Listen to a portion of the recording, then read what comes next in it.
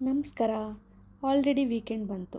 Direct brunch prepare ಮಾಡೋಣ ಅಂತ ಪ್ರೈಮ್ನಲ್ಲಿ movie ಜೊತೆಗೆ ನನ್ನ ವೀಕೆಂಡ್ ಸ್ಟಾರ್ಟ್ ಆಗೇ ಬಿಡ್ತು.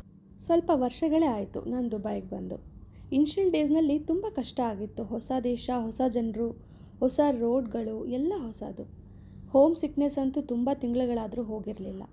ಆ ಟೈಮ್ ತುಂಬ ಕಷ್ಟ ಆಗಿತ್ತು. ವಾಪಸ್ ಹೋಗ್ಬಿಡೋಣ ಅಂತಲೂ ಅನಿಸ್ಬಿಟ್ಟಿತ್ತು.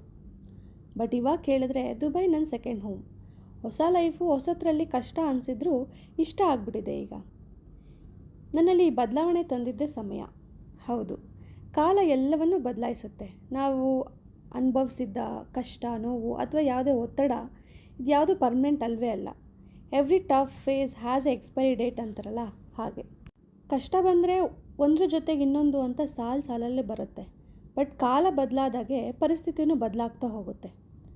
ನೋವು ತಾತ್ಕಾಲಿಕ, ನಿನ್ನೊಳಗಿನ ಬೆಳಕು ಶಾಶ್ವತ. ಕಾಲ ಬದಲಾಗ್ತದೆ, ನೀನು ಸಹ ಬೆಳೆಯುತ್ತೀಯ. ಈ ಲೈನ್ಗಳನ್ನ ಯಾವುದೋ ಬುಕ್ನಲ್ಲಿ ಓದಿದ್ದೆ, ಇವಾಗ ನೆನಪಾಯಿತು. ಅದಕ್ಕೆ ನಿಮ್ಮ ಹತ್ರ ಶೇರ್ ಮಾಡ್ತಾಯಿದ್ದೀನಿ.